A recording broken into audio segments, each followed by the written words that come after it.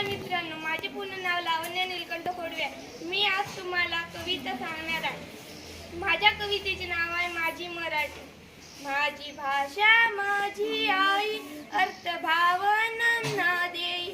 तिच्या रावेरुणात होऊ नये उतराई.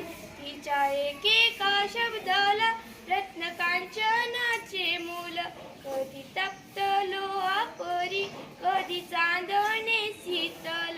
ढाण वाऱ्यांच्या गंधात माझी मराठी सजली. देवनिया नाना बोली माझी मराठी भिजली. माझ्या भाषेचे अमृत प्राशेल तो भाग्यवंत. तिच्या नाही तुझा भाव असं कोणताही पंत. माझ्या मराठी भाषेची काय वर्णावी थोरवी. दूरदेशी ऐकू येते माझ्या मराठी